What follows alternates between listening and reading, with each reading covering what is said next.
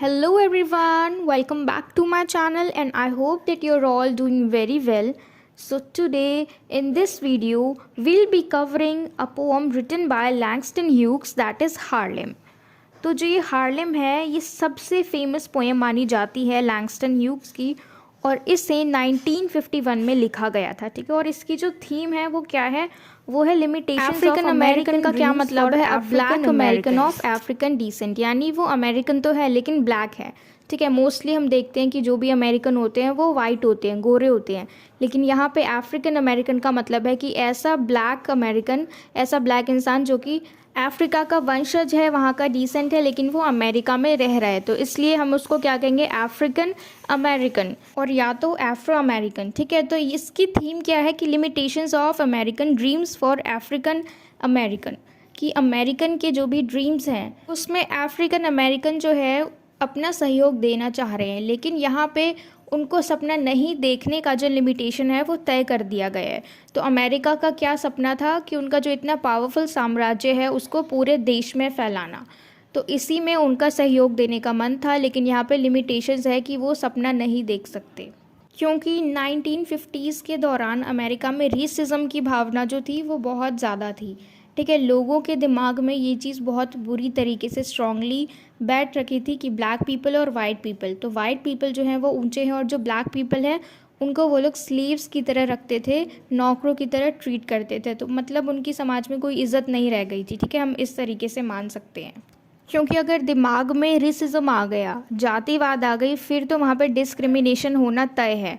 ठीक है, तो ब्लैक लोगों के साथ, अफ्रीकन लोगों के साथ वहाँ पे बुरा किया जाता था, उनको स्लेव की तरह रखा जाता था। तो इस पोएम में पोएट जो हैं वो जानना चाहते हैं कि अफ्रीकन लोगों के सपनों का क्या होगा।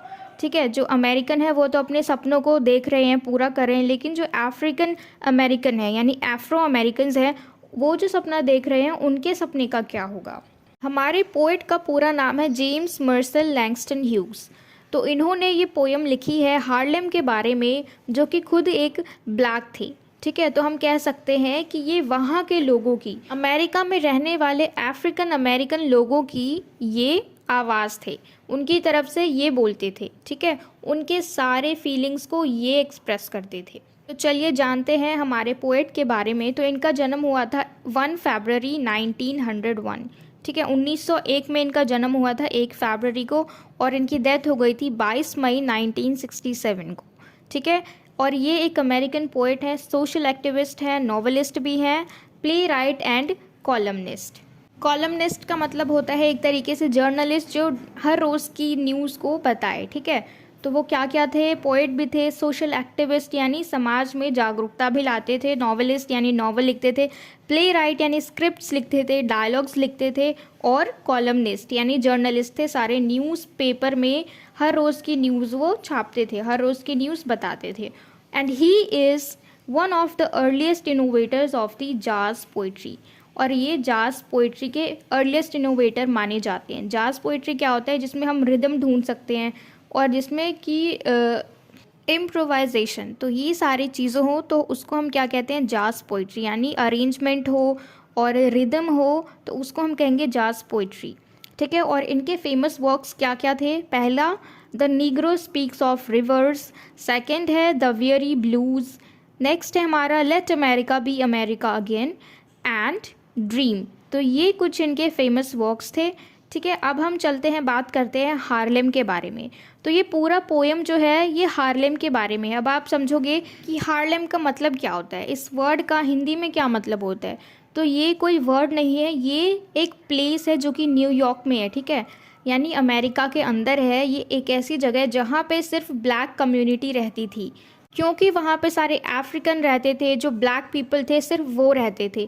ठीक है, तो इन सारी कम्युनिटी के लिए एक जगह बना रखी थी अलग से यूएसए में, अमेरिका में, हार्लेम। ठीक है, वहाँ का नाम था हार्लेम और वहीं पे ये सारे ब्लैक पीपल रहते थे। ठीक, तो अब सबको सब कुछ क्लियर है पोएट के बारे में, पोएम के बारे में, और हमारा ये जो थीम हम पढ़ने वाले हैं इस पोएम का वो सबको क्लियर हो जाना चाहिए। ठीक है, तो अब हम स्टार्ट करते हैं हमारी पोएम को लाइन बाय लाइन। पोएट कहते हैं what happens to a dream deferred, कि जो भी सपना देखा था उसको पोस्टपोन कर दिया गया। ड्रीम डिफर्ड का क्या मतलब होता है, डिफर्ड का मतलब होता है पोस्टपोन कर देना, ठीक है, टाल देना, एक तरीके से आगे की डेट फिक्स कर देते हैं ना हम किसी चीज़ के लिए। तो उसी तरीके से पोएट कहते हैं कि उन सपनों का क्या हुआ जिनको पोस्टपोन कर दिया गया। Does it dry up like a raisin in the sun, कि क्या ये सूख गया जिस तरीके से हम अंगूर को रखते हैं और वो किशमिश बन जाता है सूख के, तो क्या वो सपने जो हैं वो सूख गए हैं जैसे कि एक किशमिश धूप में रहते रहते सूख जाता है। तो यहाँ पे किसकी बात कर रहे हैं हम? सपनों की बात कर रहे हैं। अफ्रीकन अमेरिकन लोगों का जो सपना था जिसको कि पोस्टपोन कर दिया गया था, तो वो सपने जो हैं क्या वो सूख गए हैं? यहाँ पे सूख जाने का क्या मतलब है कि क्या वो ख़त्म हो गए हैं उनके सपने, उनके दिमाग से वो सपने निकल गए हैं। और फेस्टर लाइक अ सोर एंड देन रन, और या वो किसी घाव की तरह पक कर सड़ गए हैं और ख़त्म हो गए हैं, भाग गए हैं। तो यहाँ पे क्या कहने का मतलब है कि उन सपनों का क्या हुआ जो अफ्रीकन अमेरिकन लोगों ने देखा था, क्या वो धूप में सूख गए हैं यानी सिकुड़ गए हैं, क्या उनका सपना ख़त्म हो गया है, और या वो सड़ गए हैं यानी उनके दिलों में अभी तक दबा हुआ है वो सपना और उनका कुछ हो नहीं रहा है, ठीक है, या फिर ख़त्म हो गए। देन रन का क्या मतलब है कि उनके दिमाग से भाग गया वो सपना, ठीक है।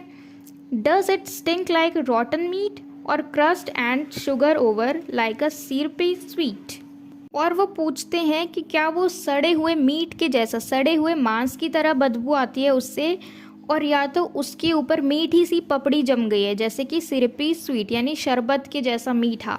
तो ऐसा हुआ है उस सपने के साथ। Stink like a rotten meat का क्या मतलब है यहाँ पे कि क्या उनका सपना जो है वो दिलो दिमाग में अभी तक है और उसका कुछ हो नहीं रहा है और वो लोग अंदर ही अंदर घुट रहे हैं, ठीक है। तो रॉटन मीट जो बदबू आ रही है सड़े हुए मांस की, तो इसका मतलब ये है कि उनका जो दिमाग है, उनका जो दिल है जिसके अंदर ये सपना है जो कि पूरा नहीं हो पा रहा है, जिसको पोस्टपोन कर दिया गया है, तो उनसे अब उनको घुटन होने लगी है या फिर उसके ऊपर कोई मीठी सी पपड़ी जम गई है, ठीक है, जैसे कि शरबत जैसा मीठा हो। तो इसका मतलब है कि क्या उन्होंने इस बात को एक्सेप्ट कर लिया है कि ये जो सपना है जो पोस्टपोन्ड हुआ है वो आगे जाके पूरा हो जाएगा, क्योंकि पोस्टपोन का मतलब डेट को आगे कर दिया, ठीक है, एक तरीके से हम कह सकते हैं प्रोक्रेस्टिनेट कर दिया।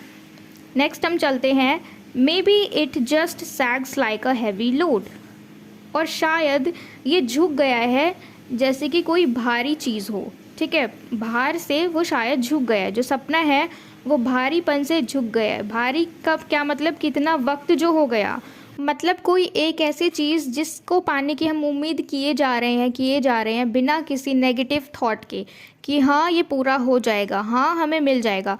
तो जितना लंबा इंतज़ार होता है तो उतनी ही ज़्यादा गहरी हमारी उम्मीदें होती जाती हैं। तो ये जो गहरी उम्मीदें हैं बहुत ज़्यादा गहरी हो गई हैं, ठीक है, और इसलिए शायद ये झुक चुकी है हैवी लोड की वजह से, क्योंकि बहुत ज़्यादा लंबा टाइम हो गया है। और डज इट एक्सप्लोड, और या वो फट गया है। फट जाने का मतलब है कि वो ख़त्म हो गया है। फट जाना मतलब ये नहीं कि किसी और को जाकर सुनाने लग गए, किसी और के ऊपर चिल्लाने लग गए। यहाँ पे एक्सप्लोड का क्या मतलब है कि जो अफ्रीकन अमेरिकन लोग हैं, जो ब्लैक पीपल हैं, उन्होंने अपने इस सपने को ख़त्म कर दिया। जो इच्छा थी उनके दिल में वो सब अब ख़त्म हो चुकी है। तो पोइट पूछ रहे हैं कि इन सारे सपनों का क्या हुआ, कि क्या वो धूप की रोशनी से किशमिश की तरह सूख गया, और या तो वो सड़ गया या फिर हमारे दिमाग से भाग गया, और या फिर वो अभी तक सड़ रहा है हमारे दिलो दिमाग में और उसकी गंदी बदबू आ रही है किस तरीके से, जैसे कि एक सड़े हुए मीट से आती है, और या फिर वो जो सपना था हमारे ऊपर उसके ऊपर एक मीठी सी पपड़ी जम गई है, और या तो वो शायद झुक गया किसी भारीपन की वजह से, और या वो एक्सप्लोड हो गया या वो ख़त्म हो गया। तो ये सारे क्वेश्चंस हमारे पोएट हमसे कर रहे हैं, ठीक है, कि वहाँ के जो लोग हैं हार्लेम में रहने वाले लोग, उनके सपनों का क्या हुआ। तो इस पोएम को हमने लाइन बाय लाइन पढ़ा, ठीक है, और ये चीज़ हमें बहुत अच्छे से क्लियर हो गई है इस पोएम को पढ़ने के बाद कि वहाँ के जो लोग थे उनकी जो प्लाइट है, जो बुरी दशा है, वो कैसी होगी हम समझ सकते हैं, क्योंकि उनको कुछ करने का अधिकार नहीं था, ठीक है, उनको जो भी करना था, जो भी उनके बेसिक राइट्स थे उनको वो भी नहीं मिलते थे, जो ह्यूमन राइट्स होते हैं वो भी नहीं मिलते थे। उनको एनस्लेव करके रखा जाता था, उनको नौकरों की तरह ट्रीट किया जाता था। क्यों? क्योंकि वो काले थे। उनका काला होना ही, उनका जो काला रंग था वही उन अमेरिकन से इनको अलग बनाता था, ठीक है। तो इसलिए इनके लिए अलग जगह बना दी थी अमेरिका में, और वहाँ का नाम रख दिया था हार्लेम। तो यहाँ पे हमारी पूरी पोएम ख़त्म होती है और मुझे उम्मीद है कि आपको बहुत अच्छे से समझ में आया। एक एक लाइन को हमने अच्छे से डिस्कस किया। तो अगर आपको समझ में आया तो please let me know in the comment box if you like this video and share it with your friends as well so that they can get help from it. And don't forget to subscribe my channel. Until we meet in the next video, keep learning.